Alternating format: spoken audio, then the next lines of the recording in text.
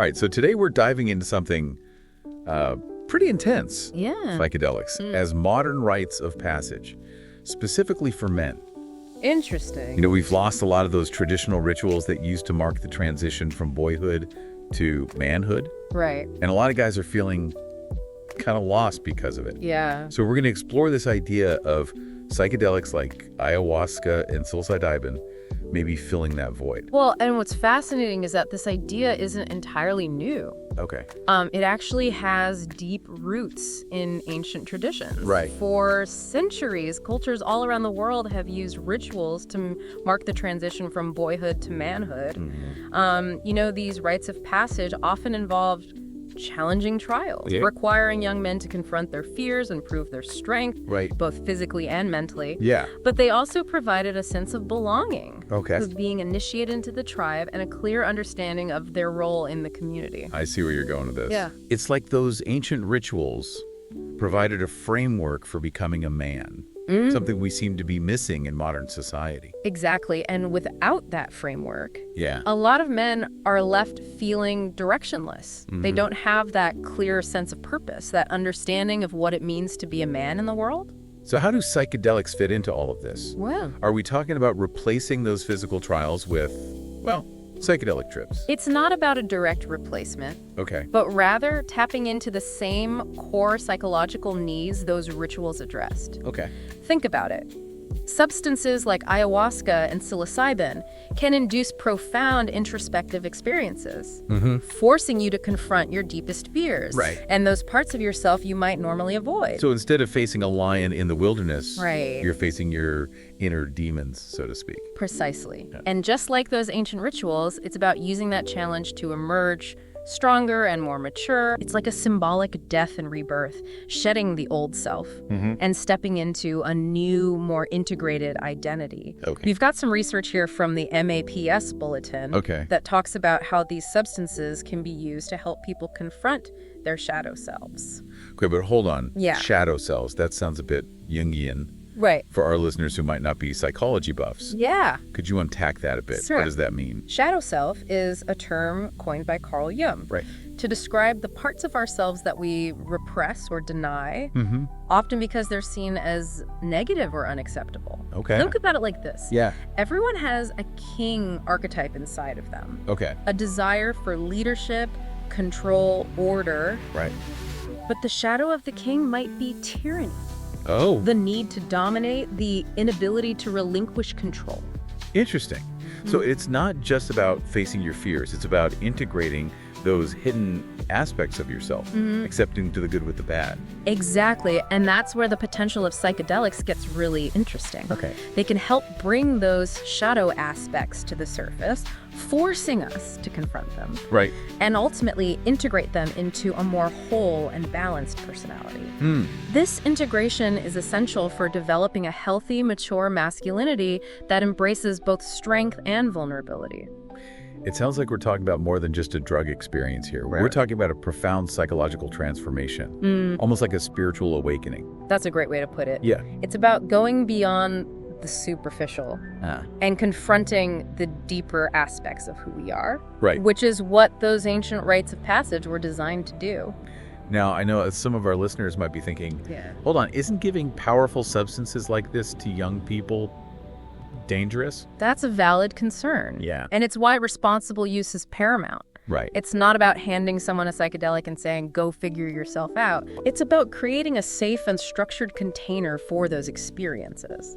So what does that look like? Well, How do we translate those ancient rituals into a modern context? yeah. Especially with something as potent as psychedelics. That's where things get really interesting. Yeah. We've got some fascinating examples in this MAPS bulletin article about families in California Oh, wow. who are incorporating psychedelics into personal rituals for their children. Wait, families are actually doing this? Yes, but the key here is the emphasis on careful preparation, Okay. safe environments, and responsible guidance. Mm. They're creating structured, supportive experiences, Right. much like the traditional rituals we discuss. So it's about taking that ancient wisdom and adapting it to our modern context, Exactly. not just throwing psychedelics at a problem and hoping for the best. Precisely. Yeah. It's about recognizing the power of these substances and treating them with the respect and intention they deserve. It's about understanding that they can be valuable tools for personal growth, but only when used responsibly and with the proper guidance. And I imagine that guidance is crucial. Absolutely. Especially when we're talking about something as complex and potentially challenging Right. as navigating the world of psychedelics. It's about having experienced individuals, mentors, or facilitators Right. who can provide support and context. Yeah. These aren't substances to be taken lightly. Right. And the importance of having a guide, just like in those ancient rituals, can't be overstated. I can definitely see the parallels there. Yeah. Those shamans and elders in traditional cultures Right. weren't just handing out magic mushrooms willy-nilly. No. They were guiding young people through those intense experiences, helping them make sense of it all. Exactly. And that's what we need to bring back into our modern approach. Okay. We can't just focus on the substance itself. We need to focus on the container, the intention, Right. the integration process, and the support system. Yeah. It's about creating a modern-day initiation that honors the wisdom of the past Okay. while adapting to the needs of the present. It sounds like we're talking about a pretty radical shift in perspective. Yeah. Both in terms of how we view masculinity and how we approach these powerful substances. You're absolutely right. It's about moving beyond the fear-based rhetoric Right. and opening up a space for honest, evidence-based conversations about the potential benefits and risks. And that's where things get a little tricky, right? Yeah. We're still operating within a system Yeah. where these substances are largely illegal and demonized. Mhm. How do we reconcile this potential Yeah. with the reality of the legal and social barriers? That's a great question. Yeah. And it's something we're going to unpack further in this deep dive. Okay. The MPS Bulletin article we have here highlights how our current drug education system Right. often misses the mark. Yeah. The just say no approach doesn't leave much room for nuanced discussion. Right. And it often pathologizes normal adolescent experimentation, Right. failing to address the underlying factors that might lead to problematic drug use. So it's like we're throwing the baby out with the bathwater. Yeah. We're so focused on the potential dangers Yeah. that we're ignoring the potential benefits Yeah. and the possibility of using these substances in a safe and intentional way. Exactly. Good. And this fear-based approach prevents us from having open and honest conversations about these substances. Yeah. Which ultimately makes them more dangerous. Okay. It's like we're creating a self-fulfilling prophecy. Okay, I'm starting to see how this all connects. Yeah. The loss of traditional rites of passage, the potential of psychedelics to facilitate profound inner work, Right. the need for responsible guidance, and the legal and social barriers we're facing. Yeah. It's a complex web, to say the least. It is, but it's a conversation that needs to happen. Right, We need to yeah. start exploring these ideas, challenging our assumptions, and creating a more nuanced understanding of how these substances can be used Right. or misused. This has certainly given me a lot to think about. It's like we're on the cusp of a major shift in consciousness, but we're still grappling with the old paradigms.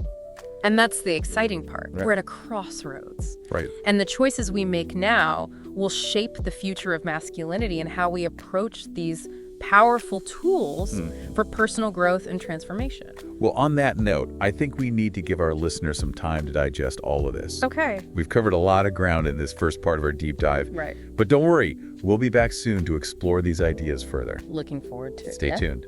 Yep. Welcome back.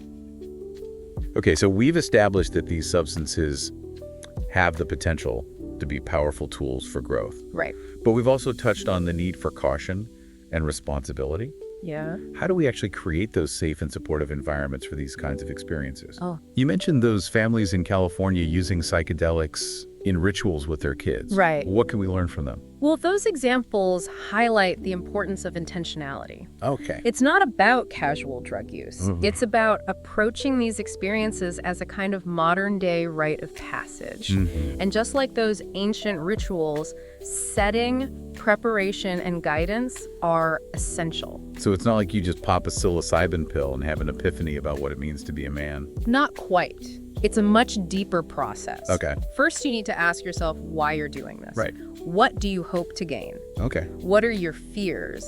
What aspects of yourself are you ready to confront? So some serious soul searching is involved Yeah. before even considering taking a psychedelic. Absolutely. It's about being honest with yourself Yeah. and setting clear intentions. Right. Then you need to create a safe and supportive environment. Okay. This isn't something you do at a party or a festival. Yeah, that makes sense. Yeah. I imagine setting plays a huge role in shaping the experience. It's crucial. Yeah. It needs to be a place where you feel comfortable, safe, and supported. Right. Ideally, a natural environment, quiet and free from distractions.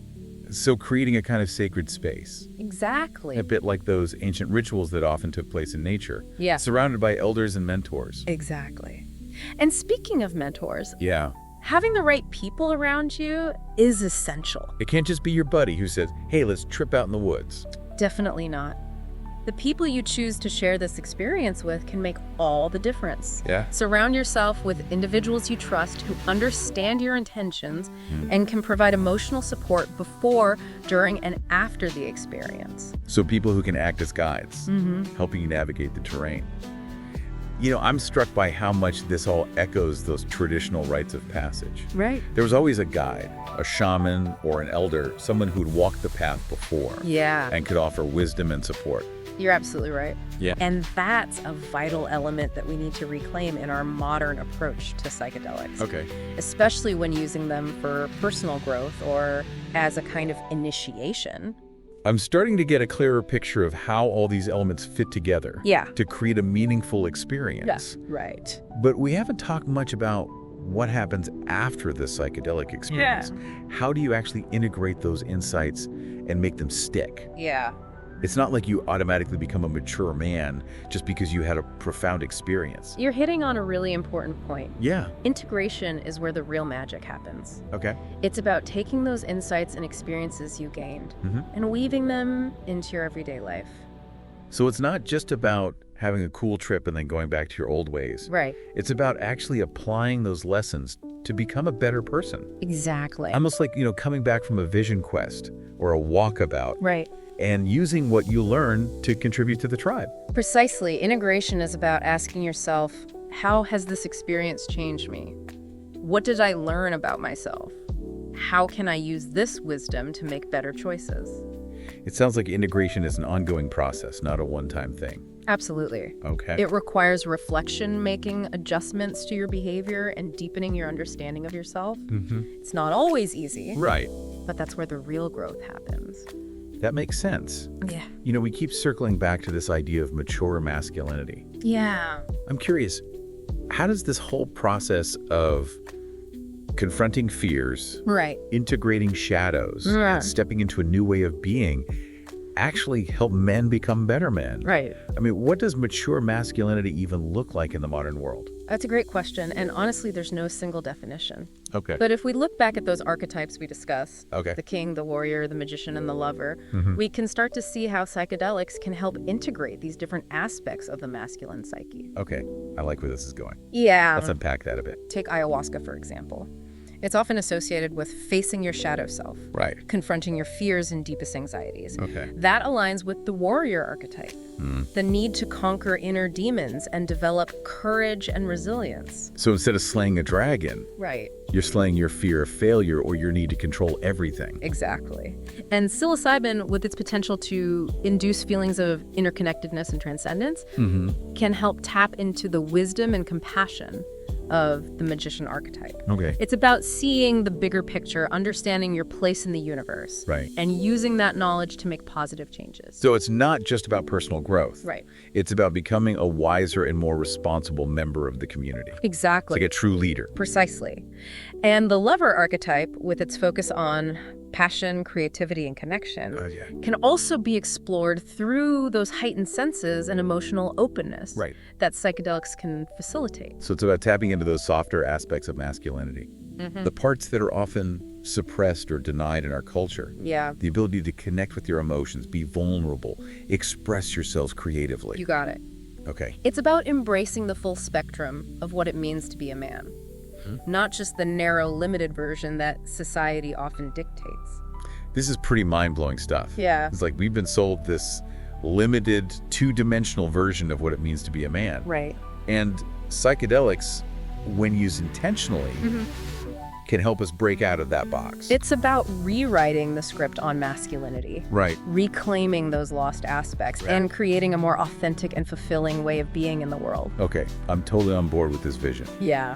But let's be real for a minute. Okay. We're still living in a world where these substances are often demonized and misunderstood. Right. How do we reconcile these powerful experiences with the legal and social stigma surrounding psychedelics? That's the million-dollar question, and unfortunately there are no easy answers. We're navigating a complex and evolving landscape. Yeah. The science is catching up, but the laws and cultural attitudes are lagging behind. So we're in this weird in-between space where the potential is there, Yeah. but the path forward is unclear. What do we do in the meantime? Right. Do we just sit around and wait for the laws to change? We can advocate for change, Right. support research and education efforts, and continue having open and honest conversations about these substances and their potential. But while those larger societal shifts are happening, there are other tools and practices men can explore to start on this journey of rediscovering their authentic selves. Okay. I'm all ears. All right. What are some of these alternative paths? Well, Because I know a lot of guys listening are probably feeling that void, right. that lack of direction, that yearning for something more. Well, for starters, therapy can be incredibly valuable. Okay. It can provide a safe space to explore emotions, confront fears, and work through past traumas that might be holding you back. So therapy can be a way to do that inner work, that shadow integration, without necessarily going the psychedelic route. Exactly. Okay. It's about having a trained professional guide you through those challenging inner landscapes and help you develop healthier coping mechanisms. Okay. And there are specific therapeutic modalities like Jungian therapy that focus on working with archetypes and the unconscious, which can be particularly helpful for men exploring their masculinity. That makes sense. Yeah. Jungian therapy is all about symbolism and those deeper universal patterns of the psyche. And don't underestimate the power of community. Okay. Men's groups can be incredible, powerful spaces for connection, sharing, and support. Yeah, I have to admit, I'm a bit skeptical of those men's circles. Yeah. I have this image of guys sitting around talking about their feelings and hugging each other. It can be more than that. Okay. It's about creating a sense of brotherhood, a space where men can feel seen and heard without judgment. Okay. It's about sharing stories, offering support, Yeah. and challenging each other to grow. I guess it goes back to that primal need for tribe. Right. That sense of belonging that those ancient rites of passage provided. Exactly. We're social creatures, after all. Yeah. We need each other. Exactly. And we can find that connection and support in many forms. Okay. Nature can also be an incredibly powerful teacher and healer. Yeah, I've always found that spending time in nature, whether it's hiking, camping, Right. or just sitting under a tree, can be incredibly grounding and restorative. Yeah. It's like it helps me connect with something bigger than myself, something more primal and essential. It's like tapping into that ancient wisdom that's all around us. Yeah. Nature can help men reconnect with their physicality, their instincts, their sense of adventure. Right. All those qualities that are often suppressed in modern society. I love that. And while we're talking about tapping into those primal instincts, let's not forget about creativity, art, music, writing, woodworking. Right. All of these creative pursuits can be incredibly therapeutic and empowering for men. Creativity allows us to express ourselves, to tap into our emotions, and to bring something new and beautiful into the world. Right. It's like a channel for all that masculine energy. Yeah. A way to direct it in a positive and productive way. I'm starting to get a much broader perspective on this whole idea of reclaiming masculinity. It's not just about psychedelics. Right. It's about finding what works for you, whether it's therapy, nature, community, Right. or creative expression. And it's about recognizing that this is a journey, not a destination. Right. There's no quick fix, no magic pill that will instantly transform you into a mature man. Yeah. It's an ongoing process of self-discovery and growth. Well said. But I have to be honest, I'm feeling a little overwhelmed by all these options. Yeah. Where do we even begin? What's the Right. first step for a guy who's listening to this and thinking, okay, I want to reclaim my masculinity, but I don't know where to start? I think the most important step is simply becoming aware. Okay. Start paying attention to the messages you've received about masculinity. Okay. What were you taught about what it means to be a man? What beliefs and expectations are you carrying around? So it's about becoming conscious of those ingrained beliefs, those unconscious scripts that we've been running our whole lives. Exactly. And once you start to become aware of those beliefs, you can start to question them, challenge them, Right. and create a new definition of masculinity Okay. that's more authentic and aligned with your values. Okay, so awareness is the first step. Then what? Then it's about taking action. Okay. Experiment with different practices. Find what resonates with you. Oh. Don't be afraid to try new things, to step outside your comfort zone. So it's about getting out there and exploring, finding what works for you, and creating your own unique path to mature masculinity. Exactly. It's about embracing the journey and trusting the process. This has been an incredibly insightful conversation. Yeah. I'm feeling inspired and a little more clear about what this whole journey of reclaiming masculinity might look like. Great. But before we wrap up this part of our deep dive, Okay. I want to touch on something we mentioned earlier. Yeah. The challenges that men might face on this journey. It's not always easy. There will be roadblocks and obstacles along the way. Yeah, I imagine those old patterns and beliefs can be pretty ingrained. They can be. And one of the biggest challenges is simply overcoming the fear of vulnerability. Yeah. Our culture teaches men to suppress their emotions, to be strong and stoic, Right. which can make it difficult to open up and share their true selves. It's like there's this unspoken code that says real men don't cry or don't talk about your feelings. Exactly. And that can create a lot of internal conflict and shame Yeah. for men who are struggling. But the truth is, vulnerability is not weakness. Right. It's actually the key to deeper connection, intimacy, and authenticity. So it's about unlearning those old messages Yeah. and giving ourselves permission to be human, to experience the full range of our emotions. And another challenge is finding the right support system. Okay. Not everyone has access to therapy men's groups or other resources Right. that can facilitate this kind of inner work. Yeah, that's a real issue. Yeah. And even if you do have access to those resources, Right. it can be intimidating to take that first step. There's a Yeah. lot of fear and shame around asking for help. It takes courage to reach out, to admit that you're struggling, and to commit to doing the work. But trust me, it's worth it. Okay, so we've got the fear of vulnerability and the challenge of finding support. What else? Another common obstacle is dealing with societal expectations and stereotypes about masculinity. Yeah, it feels like there's so much pressure on men to conform to a certain mold, whether it's the breadwinner, the athlete, or this stupid hero. Exactly. And those expectations can be incredibly limiting and even harmful. They can prevent men from expressing their true selves and living authentic lives. So it's about questioning those stereotypes, Yeah. challenging those outdated notions of what it means to be a man, and creating a new definition that's more aligned with who you are. Precisely. Yeah. It's about recognizing that there's no one-size-fits-all approach to masculinity. Okay. What works for one man might not work for another. It's about finding your own unique path, Right. your own way of embodying those masculine archetypes in a way that feels authentic and true to you. And that's the exciting part. Yeah. We have the opportunity to redefine masculinity for ourselves and for future generations. We can create a world where men can be fully themselves without shame or judgment. Okay, I'm feeling pumped up and ready to take on the world. Great. But for now, I think we need to take a break and let our listener digest all of this. All right. In our final part, we'll delve into some real-world examples of men who are embodying this new vision of masculinity, Okay. who are paving the way for others to follow. Sounds good. I'm looking forward to sharing those stories. All right, welcome back. I'm really intrigued by what you just said, redefining masculinity for ourselves and for future generations. Yeah. So in this last part of our deep dive, let's get inspired by some real-life examples. Okay. Who are some of the men out there embodying this new, more integrated way of being? Right. You know, those guys who are really rewriting the script on what it means to be a man today? Well, one person who comes to mind is Richard Rohr, a Franciscan friar and writer. Wait a friar. Yeah. That's not who I expected to hear about in a conversation about modern masculinity. I know, right? Yeah. But Rohr brings a unique perspective to the table. Okay. He talks about how true masculinity isn't about fitting into a rigid box, Right. but about embracing both strength and vulnerability, Okay. about leading and serving. He emphasizes that real maturity comes from integrating those seemingly opposite qualities, Okay. not just focusing on one or the other. So he's talking about balancing those traditional masculine and feminine energies. Exactly. He believes that integrating those seemingly opposite energies is key. Okay. for men to become whole and balanced human beings. Right.